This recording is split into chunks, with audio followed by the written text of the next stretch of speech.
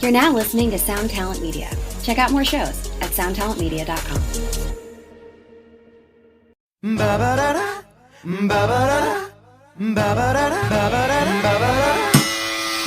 a look at my girlfriend.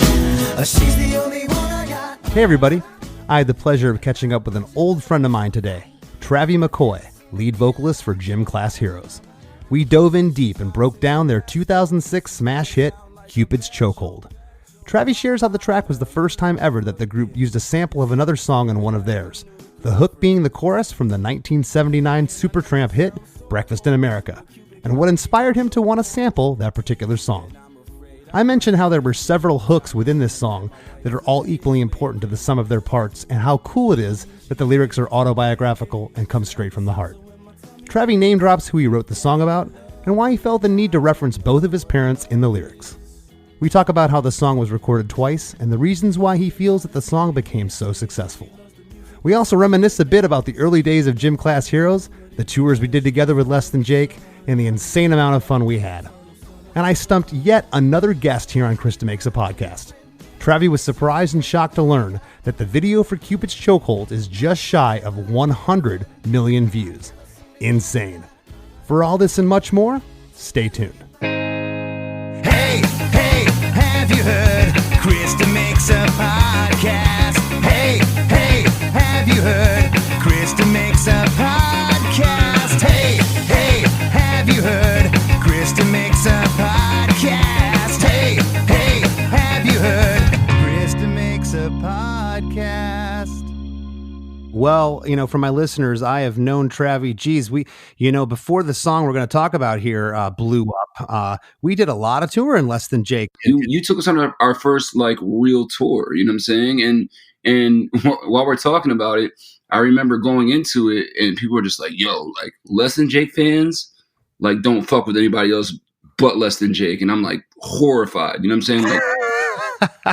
But then, I got a little, I was like, you know what? Everybody we've toured with hated us. You know what I'm saying? Well, I don't want to say, their fans hated us until the show was over. And they're like, they're not that bad. So I was mortified, going into that the first tour we did with you guys. But that was also my first time on a tour bus. You know what I mean? And hanging out with you and Vinny and doing bong rips with you and talking shit with Vinny about toys. It was just this is everything I want. You know what I mean? Although we were still in the van with the trailer, seeing what we could do was the biggest all right, man, we can make this happen, you know what I'm saying? And not only that, but your fans embraced the shit out of us. Well, I got to stop you there. I was going to say, you guys had a great response, I thought, from our fans. Mm-hmm. We do have loyal fans to this day, but you guys went over well, and you're such an interesting band that it wasn't surprising. I mean, there was just elements of rock, funk, soul, rap. You guys were kind of all over the place, but at the same time, it was cohesive, and people loved it. So we were kind of like the We Are the World of the scene at the time. You know what I'm saying? You know what I mean? You got me this huge 6'6" mutt. You know what I mean? Haitian, Irish. Then you got the Sashi straight from Africa. Matt is the most white bread American dude ever, you know what I mean? It was just what are these dudes? You were one of the more unusual bands I came across in all my years. Unusual. Yep, not gonna lie. But always loved you guys and loved you as a performer, as a person. The first time I saw you, I said, this guy's got it. He's a star. I appreciate that, man. Yeah, man, you always had it. So Travie picked Cupid's Chokehold to talk about today, which, man, this tune, I mean, you could not escape this song in 2006, 2007. It was literally everywhere. And, Travie, I'm old enough to remember Breakfast in America by Supertramp, the hook of this song. And I want to start there. How did that come about? Was that something that you or the band decided to sample, or how did that begin? And or was the song already, kind of, you had the song done and you were looking for a hook and that came after? No, and I'll dig a little deep in this because sure. Me and my dad's a bass player, you know what I mean? And Well, he's a welder by trade, you know what I'm saying? Like he ran a welding company he worked at a welding company for 40 years, you know what I'm saying? And so that was his thing, but like he always played bass whenever, you know, he'd work, you know, like 12-hour days and then come home and just play bass for 4 hours until he went to sleep, you know what I mean? So, and he played with a couple bands, you know, local bands and shit, and him and his friend Butch used to get together and play together all the time. So music was very, very, very huge in my household growing up. And so my dad had a huge record collection. And this song in particular, I was always like, Dad, play the record with the fat lady on the cover. You know what I'm saying? Like, I want to hear that. Like, you remember she was like the waitress, like on the cover. Uh-huh. And I was like, play the record with the fat lady. And like, he played it for me. And I was like, and that song always stuck out to me for some reason. So Cupid's Chokehold was our first venture into sampling. So, you know, we got Patrick later on. I mean, that's we'll talk about that later, but Sure. the original version of Cupid's Chokehold, we actually sampled Breakfast in America. We took the sample, and shout out to my man Cy One, my man Steve, he was my college roommate, and he's a producer, and we took the sample. So we were actually on our way to Iowa to do a show of Fall Out Boy right before we recorded. We recorded this entire song in about, I mean, Doug would probably tell you different, but I'd say within 2 hours we had this song done. Like, wow. Like, but the original version had the real sample from Breakfast in America, and then it was like, you know, like when things kind of progressed, we're like, well, I don't think this is gonna work. We're not gonna get this cleared, so we had Patrick re-sing it. That was our first venture into sampling, and originally it was gonna be, don't you look at my girlfriend, she's the only one I got. For some reason, he took the wrong sample, and it was like, take a look at my girl. But for some reason, it was like, it works, I guess. You know what I mean? I wanted to be like, kind of like, motherfucker, don't look at my girl. Like, I'll kill you. You know what I'm saying? But take a look at my girl was more like, all right, you can look at her, but I'll still fuck you up. You know what I'm saying? Well, yeah, I mean, this is the same, you know, exact lyric from Supertramp, and it does work. I did notice when I went back to reference the original song, I hadn't heard it in a minute, that your version is sped up a couple clicks. Absolutely. Yeah. It's a very, you know, like it's a very slow song, like, you know what I mean, like. Sure. Take a look at my girlfriend. She's the only one I got. Not much of a girlfriend. I never seem to get along. Don't you look at my girlfriend? And I was like, you know, that's cool, but like, I felt like if we kept it at that tempo, my verses would sound like ridiculously slow. You know what I'm saying? It had to be a little more danceable, for sure. Exactly. So, yeah. And the other thing that struck me was I noticed, and I went back to listen to the original because I couldn't remember if it was there or not. Who thought of the hook, the Baba Dadas, all those throughout the song? Well, that was me and Cy. Like, we were like, how are we gonna start this shit off? We can't start off with the take a look at my girl. It's like, we gotta fucking and so, and you know, the ba da da's is that's the bridge part, like ba da da da. Da, da, da, da, da, da. It's more actually like a more B chorus part, but like ba da da da. Right.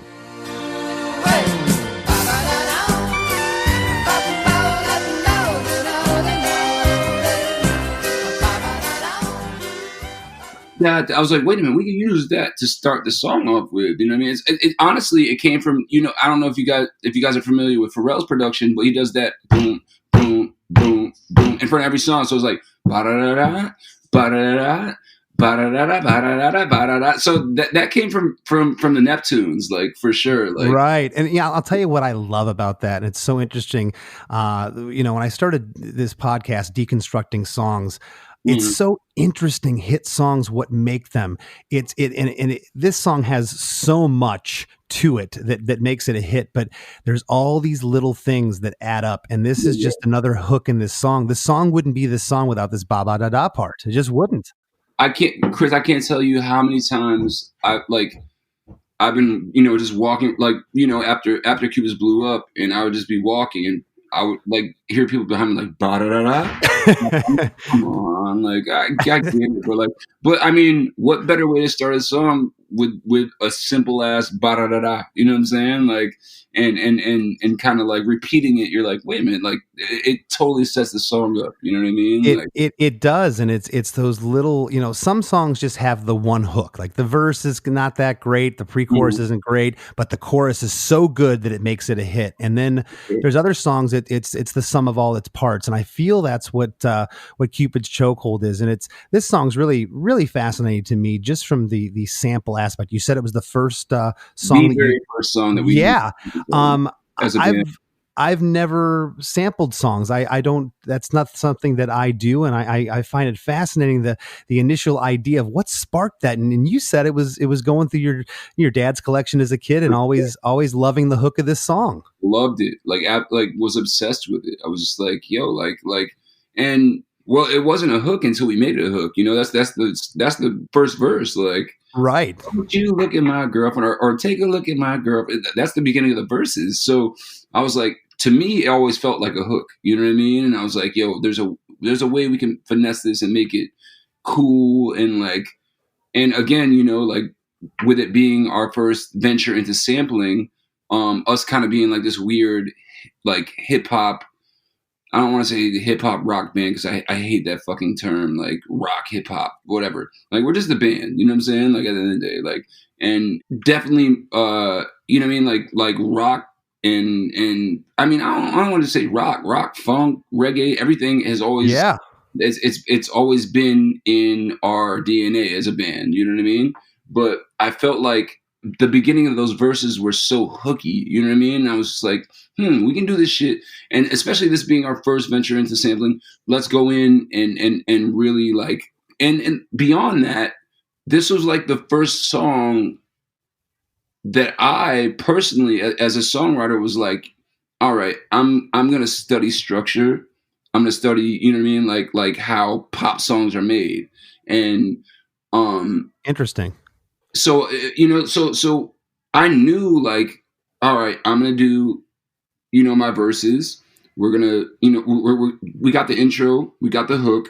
I'm going to do my verses and I'm going to make sure there's a pre-chorus, blah, blah, blah, all this shit. And it was the first time that I ever like really applied what I had studied, you know what I'm saying? And go figure, it was our biggest, one of our biggest hits ever, you know what I'm saying? Yeah. Well, and something I've always loved about your band, and I've been asked before, especially early on when we were touring together, was, like people would say, well, what are they like, Gym Class Heroes? And I could never really describe you guys. And that, because you guys were just, again, I mean this in a great way, all over the place stylistically. Is it rock? Is it funk? Is it soul? There's some rap, but it's not really rap. It's more like a flow delivery thing, know? and that gave us it literally gave us free range to do whatever the fuck we wanted to, you know what I'm saying? Well, you were able to play with all these different kinds of bands too and open up to a different audience. You could play in front of a Less Than Jake crowd, play in front of Fall Out Boy. We played with fucking Every Time I Die. We played with Hatebreed. We played with fucking Fear Before the March of Flames. And I mean, we opened up for feminist slam poets, you know what I'm saying, who were like, all right, this song sucks, but this guy's kind of cool, you know what I'm saying? It was like this weird dichotomy where it's just like, all right, we don't really know what's going on, but we fuck with it, you know what I'm saying? And that's kind of been the staple of our career. Is just we don't really get it, but it feels good, you know? Yeah, I love bands you can't pigeonhole, and you can't pigeonhole you guys. And that was the point from I told Matt, I was like, yo, there's gonna be a day. And, we did 7 or 8 Warped tours, you know what I'm saying? And we've done, I think we did 2 or 3 tours with you guys. And, just like I said earlier, just bands that we didn't necessarily it didn't make sense, but it worked out. You know what I mean? Absolutely. And, so I always told Matt McGinley, the drummer of Gym Class Heroes, I was like, yo, at the end of the day, when all this shit fizzles up, and boils over, this whole Warped Tour thing, or this whole emo scene, whatever the fuck you want to call it, bro, we're going to be good. We're going to be good. You know what I'm saying? Because, they haven't pigeonholed us. They haven't put us in a fucking play. People will say, oh, they're a rap rock band, or it's yo, you listen to our albums, it's Not really. You know what I'm saying? Like I would say, and I hate this comparison. I hate this comparison. Like I almost want to throw up just like saying this, but like we get compared to like Limp Bizkit and Oh, bands that fucking like, oh well, it's hip hop but it's rock. Like no, we're beyond that shit. Like we're all like weather musicians. We're all, you know what I mean? Like we all come from completely different backgrounds. It's not like we're trying to, like, I don't know, just perpetrate a fraud. You know what I'm saying? Like oh hey, yeah, no, and I know, never pegged you guys, or even with that rap rock is like the last thing yeah. I would Oh, consider you. rap rock. I just ugh. Yeah, that'd be the last thing I would try to describe you guys I as. But remember early on I had a conversation with Vinny on your bus, and Vinny was like, "Hey, like," because I remember when we put out the Paper Cuts EP, Feel by the artwork was like red and black. It was like they were trying to like push us off as this like emo rock rap or this emo rap band, and Vinny was like, "Yo, like." You don't gotta do that shit, like, bro. Like, you can have. You don't need. It doesn't need to be like bloody and red and black. Like, okay, like you're right. You're absolutely right. And me and Vinny connected on another level because we were both into toys and like bright colors and just like we're both fucking grown ass kids. You know what I'm saying? absolutely. And when he told me that, I was just like, and that stayed with me like throughout my whole career. I was just like, yo, like you're absolutely right. We don't have to, like cater to this scene. It's awesome that they accepted us, but we don't have to cater to it, and we don't have to do, you know what I mean, like what's expected of a, an emo band or whatever to get these kids to like us. All they gotta do is see us play and hear our music. You know what I'm saying? And I'm kind of like trailing off here, but real talk, that like having that conversation with Vinny like gave me like Superman powers. I was like, you're right, like we can do what the fuck we want to do, and I expressed that to Matt. I was like, yo, like we can do whatever the fuck we want to do, and having that I guess having that Well, that freedom opens up a freedom for you. absolutely, and man, that happened on your bus, like that ass. That's really really cool of you to say. Thank you. The song is 4 minutes and 2 seconds, and that struck me because that's not excruciatingly long for a song. It's a typical 3-4 minute radio song, but Yeah. this one goes by really fast. It The damn song, sure does. Like I realized that well, I'm obviously sick and tired of playing this shit, but like like it does go by fast. You know what I mean? It goes by really fast, but I feel like there's so much I guess well, there's a lot here, and that's the thing, yeah. and it goes back to you saying that you studied and really learned about song structure because it's the way the song flows. And so, for our listeners, it starts off with the ba ba da da, and that goes through 5 times, and then you're calling this the verse, but I'm going to call it the first chorus. It's the first hook. Absolutely. Take a look at my girlfriend. She's the only one I got. Not much of a girlfriend. What I was saying, Chris, was that's the first verse in the song for the Supertramp song. But Oh, that right. like a hook to me. You know what I mean? Like it always sounded like a hook to me. Gotcha. Well, and it is the hook, and I'm calling it, just for our purposes here, the chorus, and it only happens one time at the start, and then we're into the first verse. Yeah, And yeah. the first verse goes on for 48 seconds, which that's a pretty long time for a verse, but it's just the way that you deliver this, man. Like, I always, when rap started happening in the 80s when I was growing up, and a lot of the rock guys I ran with, they would say like, oh, those rappers, they it's not talent, they're just talking this and that. And I would always look at these guys and go, you do it then. You make it sound like Run DMC. You try to rap like Eminem and see what it sounds like. Word up. You can't do it.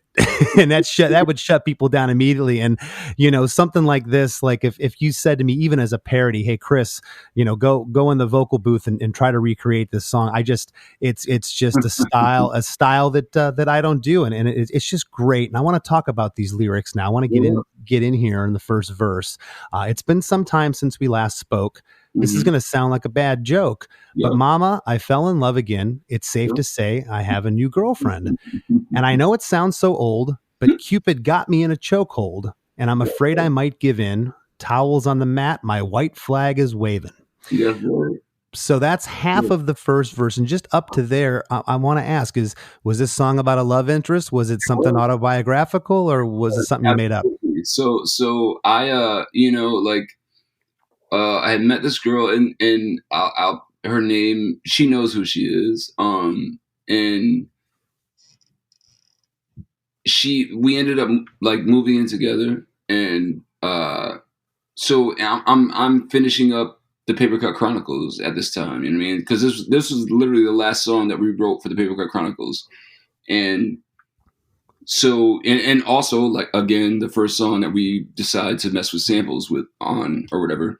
And I'm like, all right, well, let me write this song about her because she's done so much for me, and you know what I mean. Like, and I feel like she's owed it. You know what I mean? And I remember like, sitting she would come in like, what are you doing? I'm like, it's whatever. I'm just writing some lyrics, whatever. But I just like going back and putting myself in a position where like, hey, I'm telling my parents like, yo, like I found this girl who's holding me down. Like I've never been held down like this before. You know what I'm saying? I've never had, I've never been in a relationship situation where I've had someone who's so caring and so understanding about my situation as an artist. And, I mean, this, you have to know this, like being a musician, like it takes a certain type of fucking female to deal with what the fuck we do. You know what I mean?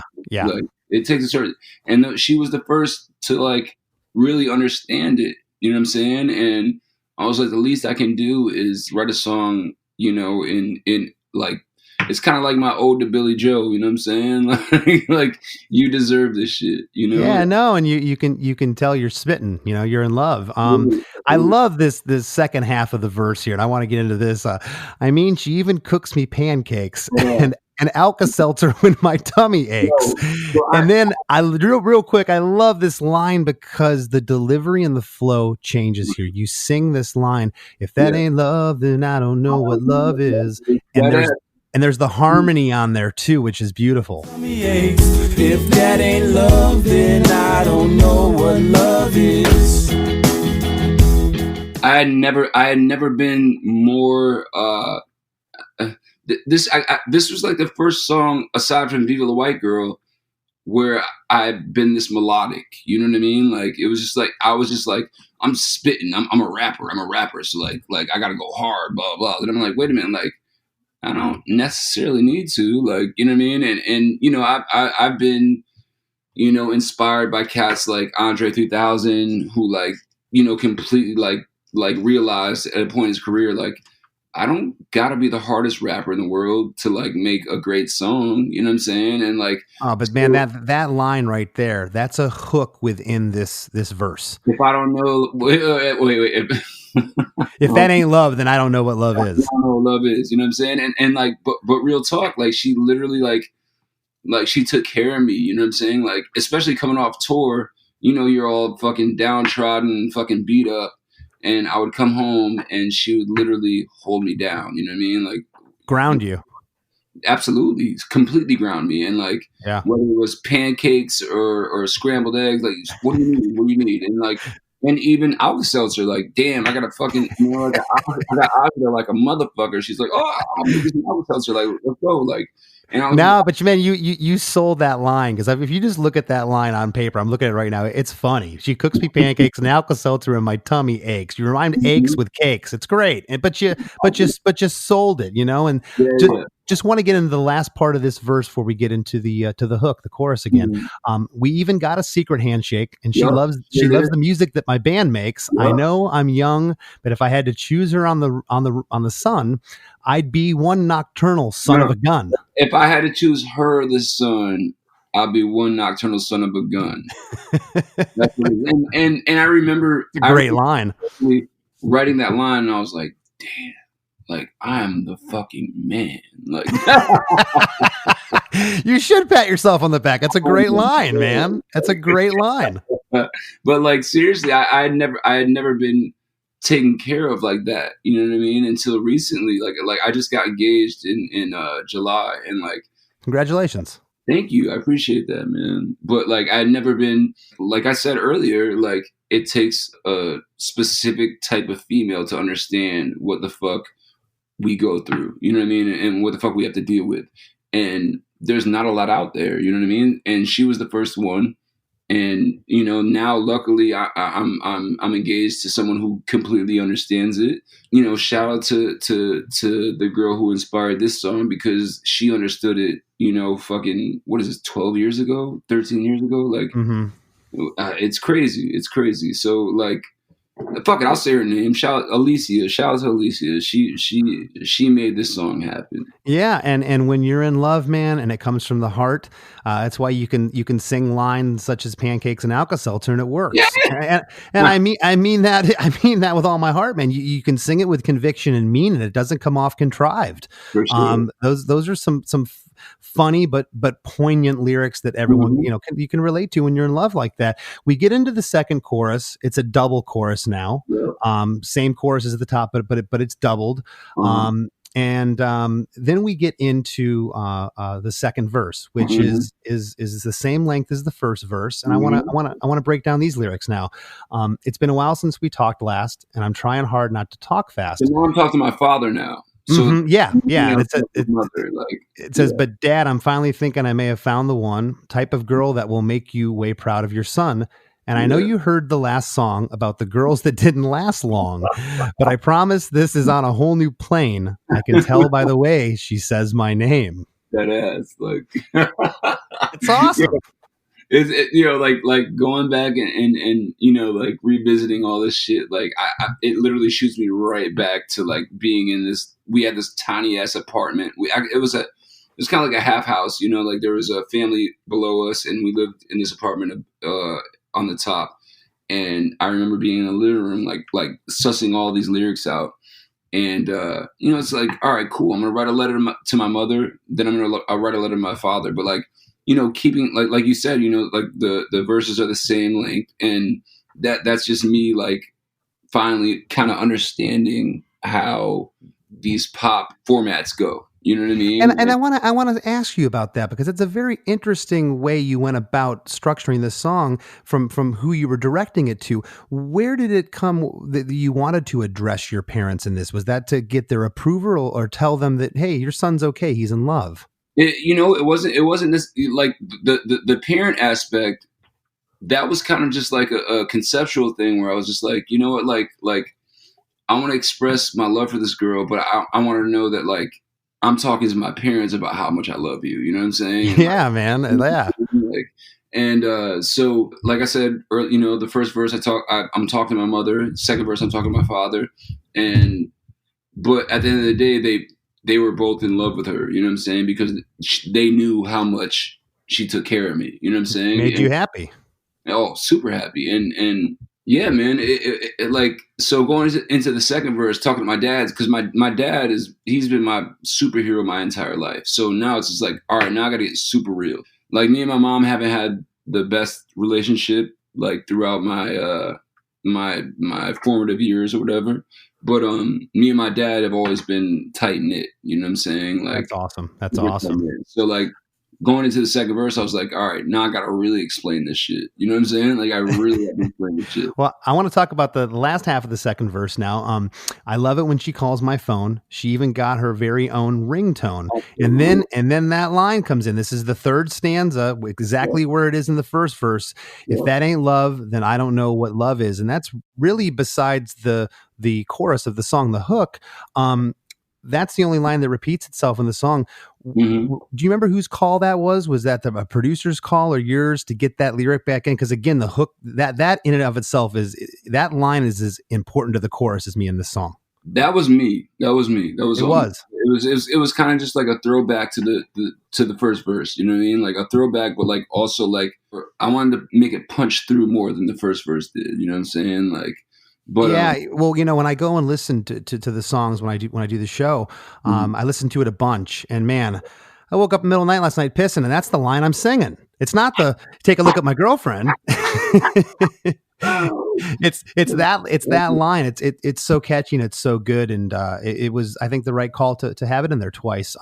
We wrap up the verse by saying it's going to be a long drive home, but I know as soon as I arrive home and I open the door, take off my coat, and throw my bag on the floor, she'll be back into my arms once more for sure. Like you, and I'm sure you know that feeling, like when you get home, to the one you love, and you throw all your dirty laundry, stinky laundry on the floor.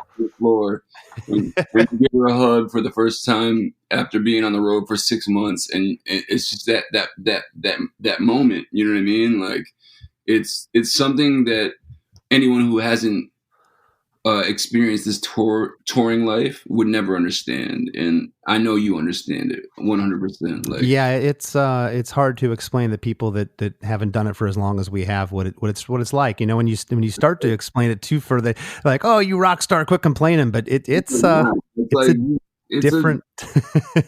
Bro, like 6 months on the road and then coming home and you know what I mean? Like, especially and having that person being at home for those 6 months, holding everything down for you. You know what I'm saying? Like the least I can do is give you the biggest hug I could possibly give you. You know what I'm saying? Like, yeah.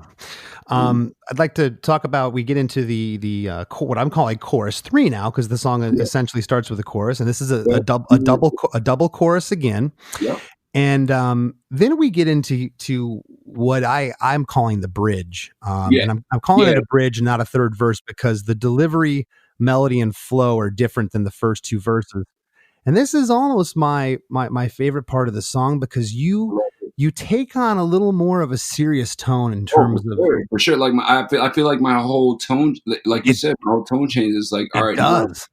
Like shit's serious now. You know what I'm saying? Yeah, you're driving the point home. Like you explain the song, you talk about your mom and dad, what she means to you, etc. But now it's like, this is some real shit. That's what I feel when I hear this part. Like, this is what made me write those 2 first verses, or the 2 verses. Like, absolutely, yeah. That's what I get from it. I love the way your tone changes here, and we'll do 4 lines at a time. She's got a smile that would make the most senile, annoying old man bite his tongue, and then I'm not done. She's got eyes comparable to sunrise, and it doesn't stop there. Man, I swear.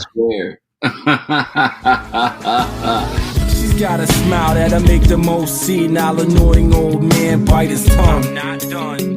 She's got eyes comparable to sunrise, and it doesn't stop there. Man, I swear. She's got porcelain skin, of course she's a 10, and now she's. So that's like, it's literally like driving the point through. You know what I'm saying? Like, all right, I talked to my mom, talked to my dad, but now it's like, this is exactly why I wrote those first 2 verses. You know what I'm saying? Like, do you remember if there was any, talk from the production team, Sam Hollander and Dave Katz? Did they ever get into the lyrical content here? Do you remember that there being any changes, or was this what you wrote? Mad Magazine, advertising mascots, B-movie posters, and cartoons. Oh yeah, can't forget cartoons. If you get the funky connection that ties these pop culture gems together, you'll dig 2 designers walk into a bar. See, we're a couple of creatively curious pals living between the bookends of grand museums and dive bars. Hey, you know the place, the sweet spot where highbrow and lowbrow become drinking buddies. So join our barroom chats as we talk influential work and uncover stories of how the familiar became iconic. Think behind the music for the stuff we love. Check out our website at twodesignerswalkintoabar.com. And listen wherever you get your podcasts, or visit evergreenpodcasts.com. Lyrically, nothing ever changed. Like, shout out to Sam and Dave, you know what I'm saying? Or Sluggo as he goes by. Mm-hmm. But, like, it was more so like, how can we make this song sound bigger? You know what I mean? And not that I didn't feel like, after we recorded with Doug White, shout out Doug White at Watchmen, I felt the song was fucking done. You know what I'm saying? But like, we got upstream to Atlantic, and they wanted to put out So we shot 2 videos for this song as well. Yeah, I do. And of course the version that I'm talking about, the one that blew up, it is definitely a lot like the first one, but there's those production elements and those little, the female backing vocals and stuff that just, you know who that is, right? Take a look at my, and it's like girlfriend. So that's actually Pebbles. She had a song called Girlfriend.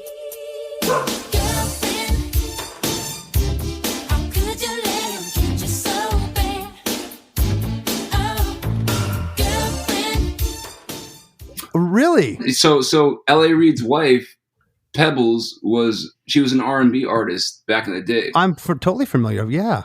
So she had a song called Girlfriend, and that's where the girlfriends come from. Take a look at my girlfriend, like on the second version, and that came from Pebbles' song. So like again, another hook in the song. It's just another hook. Exactly. So Sam and Dave were like really, really genius as far as the radio edit of the song. But beyond that, Sam and I also had a huge love for 90s R&B. Like, you know what I mean? We both had like a huge love for 90s R&B. So like he was like, yo, like, you remember that song Girlfriend by Pebbles? I was like, yeah. I was like, or he was like, yo, why don't we add some elements from that? I was like, okay, cool. That's where the girlfriend comes from. That's Pebbles singing that. That's L.A. Reid's wife, which I thought was going to make shit way more troublesome as far as like clearance, you know what I mean? Like, cause we went through dealing with fucking Roger Hodgson from Supertramp, bro. Like, I swear my hand to God, one of the biggest songs Gym Class has had, but one of the biggest fucked up situations we ever had to deal with ever. Well, real quick. Speaking of how big the song, the video, and I was the 943rd. I'm going to let you know, Travie. It has 99,249,943. 99 million? Yes, 909. Yeah, 249,943 views as of last night, about 7:12 p.m. when I last looked at it. That's OD. I had no idea. Yeah, and in comparison, okay, and this isn't a knock on my band. My band's biggest song on YouTube has 5.5 million views, which is nothing to sneeze at. But buddy, this song, that's insane. You're almost at 999 million. 99 million. Wait. Run that back one more time. 99,249,943. 9 million. Jesus H. Macy. I had no clue, Chris. Like, I had no idea. Well, that's my job. I researched. You don't have to sit there and look at how many YouTube views you had. I did it for you. I appreciate it. Let's continue down this bridge that I love. She's got porcelain skin. Of course, she's a 10. Man, yeah. She gets and now she's even got her own song. But moving on, she's got the cutest laugh I ever heard, and we can be on the phone for 3 hours, not saying one word.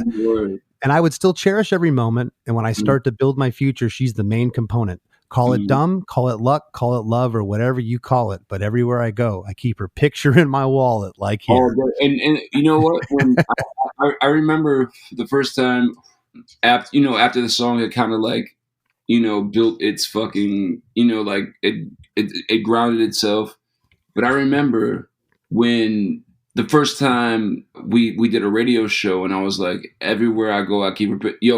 The entire crowd was just, I literally didn't have to say anything. They were just like, everywhere I go, I keep her picture in my wallet. Like, and I was like, what the fuck is going on? Like, what is going on? Like, for some reason, that line in particular just connected with females. Like, and I'm completely like gratuitous. Like, at the time when I wrote it, it was just like, I mean, it was real talk. Like, I kept her picture in my wallet everywhere I went. You know what I'm saying? Like, it made women's hearts swoon. You just it's and that's it's a great line. Chivalry is not gone, bro. Like, we get into the chorus number 4, and by this time, the song you've heard this now. This is the 4th time. It's a double chorus. After the first time it goes through, it starts fading. by the second chorus, and then you start to hear it come back for a third time, but all you hear is "Take a look at my girlfriend," and that's the last thing you hear as it fades down. And that was like meticulously plotted out. It was like, all right, well, how are we going to end this? It was like, yo, it has to be like this. You know what I'm saying? I think the chorus on paper, looking at it, if I were to produce it, I might have been like, oh, you have to really hit it here 4 times at the end, but it's perfect. It leaves what I always say, it leaves the listener wanting more. You want to rewind it and listen to it again. And once I started really studying pop music, or not necessarily pop music, but like studying structure, I was like, yo, like you give the listener A and C and leave them wanting to know what the fuck B is. You know what I'm saying? Yeah, yeah. I've used that I guess that thought process on a lot of songs that have been successful. You know what I mean? Like, so what was it like? Because you sat on this song for a couple years. It was, of course, on 2005's the Paper Cut Chronicles, and you played it. You had fans that liked it. You were out playing it live, and then it was suggested to redo it. And were you surprised at how it blew up for a second time? Did that shock you? Well, here's the thing. After we recorded it, like, I was like, yo, this song is special. You know what I mean? Like, I knew the minute after we recorded it with Doug. You did know. Okay. Absolutely. Like we listened to it a gazillion times. I was like, yo, like, one, not is this only like one of the most like straight, like formatted pop songs we've ever written. It's gonna connect with people. Like, I felt it, you know what I mean?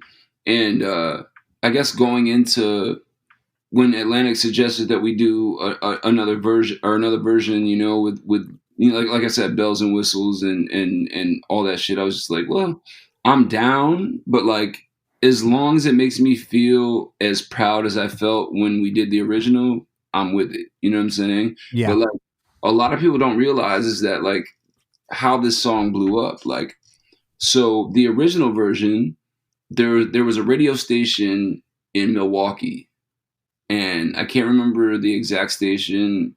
And sorry, because they literally gave us a whole career, but they were playing that song like every hour on the hour. You know what I mean? The original version, and the numbers they got from that, people started noticing, like, oh shit, like what is this song? You know what I'm saying? And so I got to give full props and respect to that radio station in Milwaukee, for real, because they were on it like quicker than anybody else. Yeah. And so, you know, when Atlantic approached us about like doing another version, like in another video, all that shit, and not only that, but like putting it on our second album again.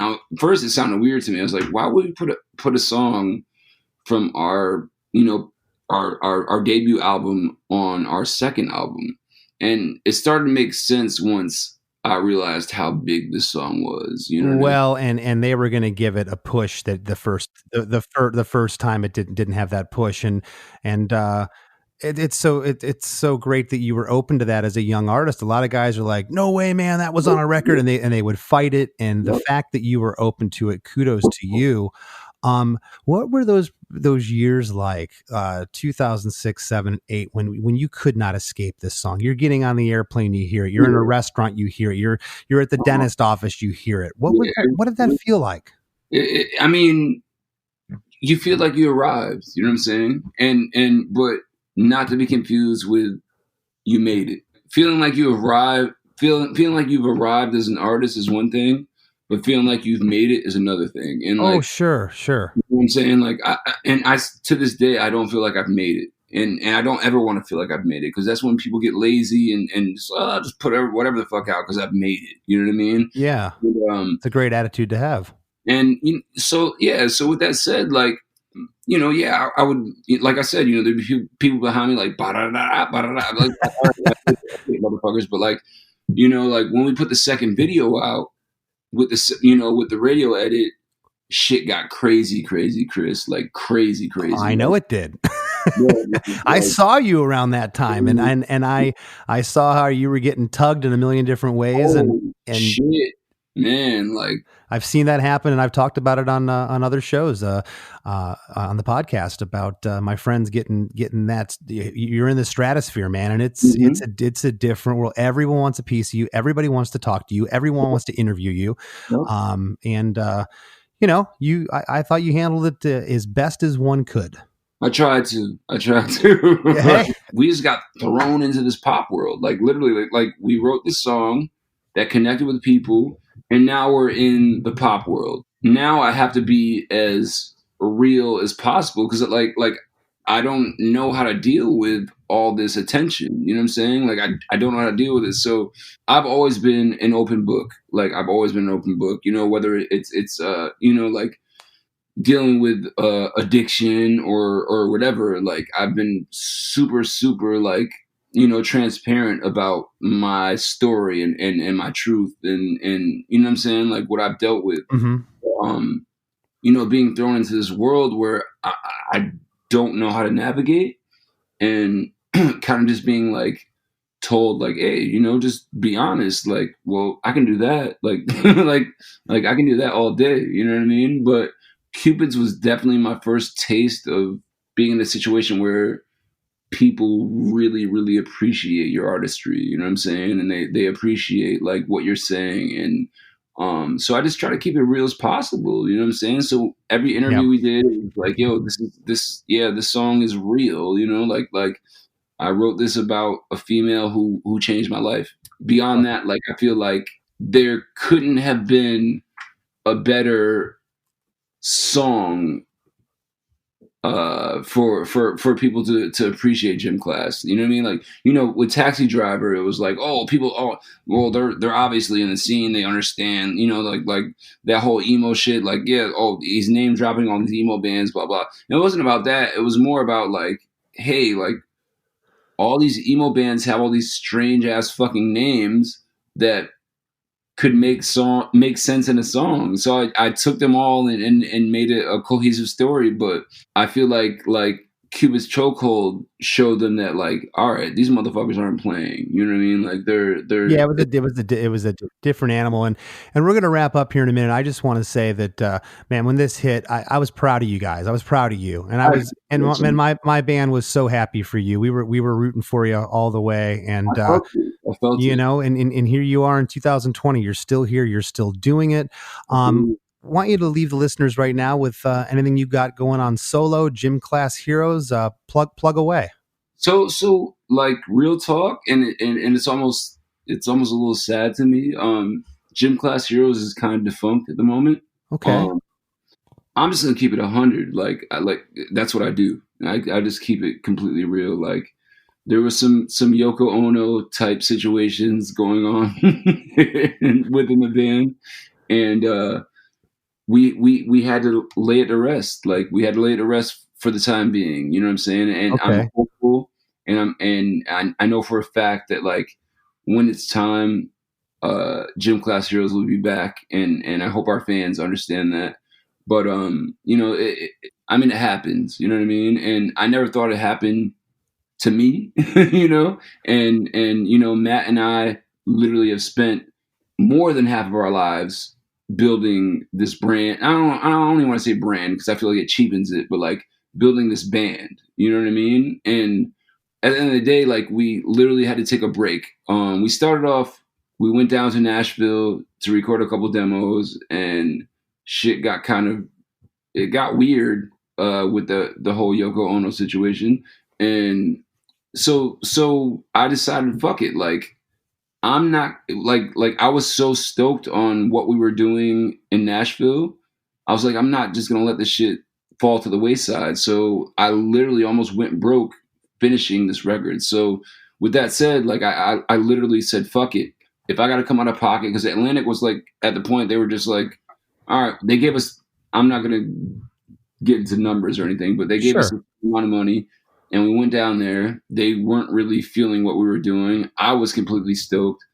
And, like shit kind of went sour with Gym Class. So I said, fuck it. Like if I got to go broke to see this record get finished, that's what I got to do. You know what I mean? So I decided to fucking follow through like I always do. You know what I'm saying? Like I'm not the type to half-ass anything. You know what I mean?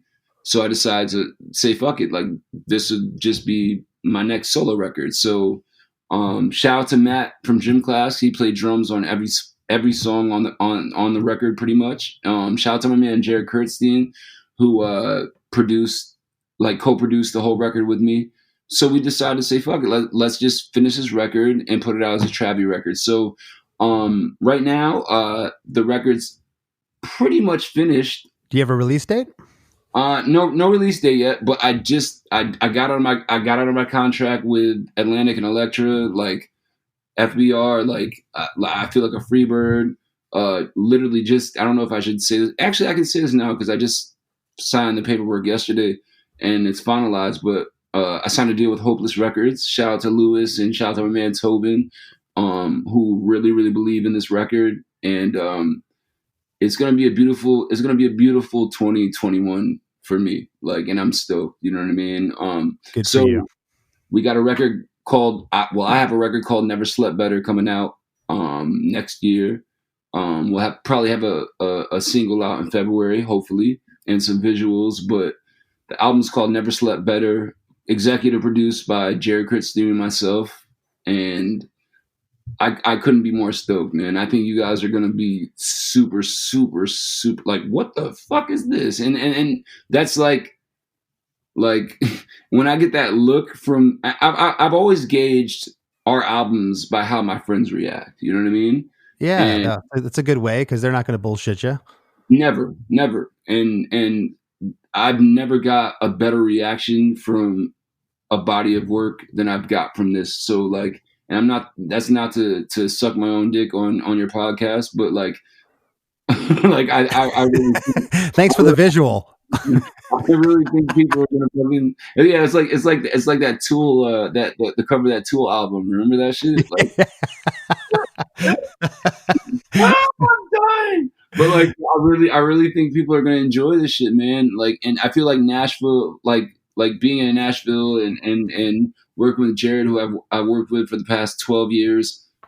It pulled something out of me and it set a fire to my ass. And I feel like this album is gonna really, really connect with a lot of people. You know what I mean? A lot of people. That's awesome, man. Well, hey, I'm looking forward to hearing it. I know the listeners are as well. And I want to thank you for taking the time out and talking to me today and talking about Cupid's Chokehold. It was an awesome story. Come on, man. You don't got to thank me for anything. It's just good to talk to you again, man. It's been a long ass time, you know? It's good to talk to you. And thank you so much. Absolutely. Anytime.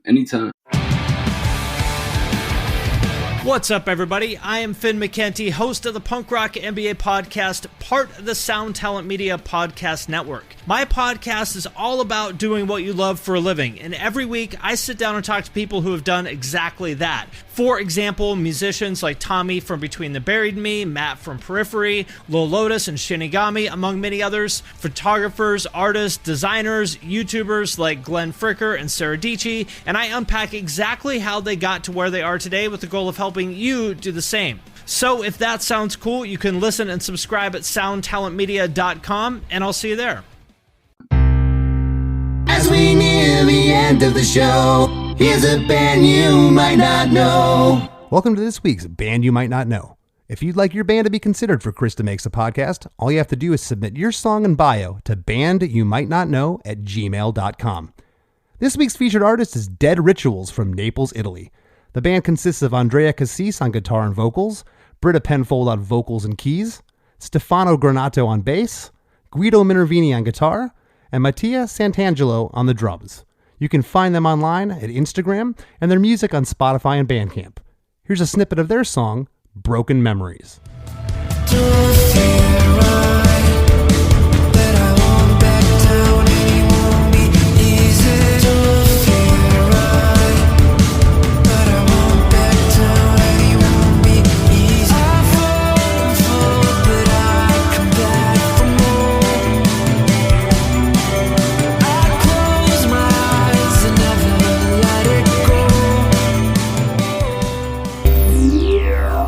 The Wrap with Chris and Chris. Well, that was a really fun and interesting conversation about an enormous song from about a decade ago. That was really cool, man. Yeah, I loved how surprised he was about the 99 plus million views. At some point, he was so freaked out. He was like, 999 million? I'm like, nah, not quite a billion, Travie. Not quite a billion. Yeah, but he has another song. The song with Adam Levine has 500 million. So he wasn't that far off. Yeah, what a nice guy. He's always been a nice guy. You and I both have ties to them, whether it was Fueled by Ramen or Less Than Jake tours. So we all kind of have that connection to each other. I've known him for a long time. You introduced me to him, and when we first got on here, he's like, yeah, I know Chris. Like, yeah, we know each other. Played some shows on the same label. In fact, dude, it's pretty crazy. When Paper Cut Chronicles came out, Punchline has a song called Heart Transplant, and they paid to remix Heart Transplant and include it on it was a bunch of Fueled by Ramen bands, but on a CD that came with that CD. And it was a really cool remix too. You don't even hear me. Listen once and listen close to me. Even a heart transplant wouldn't show you how I feel, what it, baby. You're tearing up my past now. So, yeah, we go way back, and I loved that conversation, man. That's awesome. Yeah, no, it was great to catch up with Travie. He's always been a dear friend, and I meant what I said, man. They were a tough band to pigeonhole. What an interesting band. Like he said, I think he referred to them as mutts. You know, you had these different races of people in the band, and just all different stylistically coming from different places, and it just somehow worked. That's what's so cool about bands. Right. And I liked how you talked about when he first heard the song, you know, he knew it was special, and any of us would have listened to that song and knew it was special right off the bat. There are so many catchy elements of that song that I don't even know where to start. Yeah, the ba-da-da-da. Yeah. Like, of course that is catchy. Of course the Supertramp sample sung by Patrick Stump is catchy. And then if you talked about if that ain't love, then I don't know what love is. That's so catchy. The Pebbles girlfriend part. I mean, it goes on and on. And then, like I had made mention of, his tone and his delivery changes during that bridge. Yeah. Which is needed. It needs a departure, but it's not really a departure. It feels like the verse. And I was like, what's going on here? He just changes. He's driving what he said, the point home of those first two verses. I love that bridge. Yeah, the bridge is awesome. And we didn't talk about catchy and talk about memorable moments from that song. I mean, pretty much every lyric in the verse could be a memorable thing, from, you know, talking about pancakes to, you know, her. Yeah. And then he brought up and I remember that. I remember the crowd doing that when we played a show with them. The line about the picture in his wallet, like, of course you could just stop the music right there and the crowd can just sing that line and then just go right back into the chorus, man. It's just, pretty much a perfect pop song from start to finish. It is, and it's not surprising, like I said, that it's autobiographical, because he was really feeling this. You know, to be able to sing some of those lines like Pancakes and Alka-Seltzer and have it be sold with conviction. If you made up a song like that, it might come off as goofy, but man, I can feel it when he sings it. I believe it. Yeah, I mean, you could tell it comes from the heart. Like, you're right. You could easily write the cheesiest song in the world about how in love you are with somebody. But the fact that this was about a real person who he even called out by name, that was pretty cool. Dropped. That's pretty cool. So Alicia, I think was her name. She has to feel pretty good about the fact that this enormous song that will live on probably after us is about her. That has to be a pretty cool feeling. I wish somebody would write a song about me like this. Maybe I will, Chris. Maybe I will. That would be really sweet. You were Travie.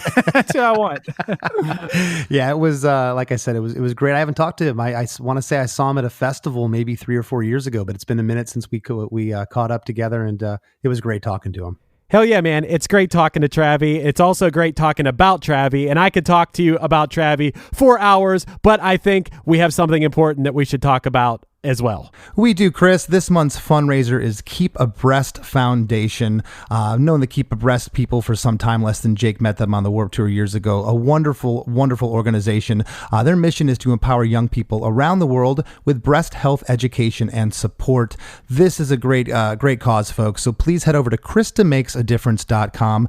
If you can give anything to support this month's fundraiser, we'd really appreciate it.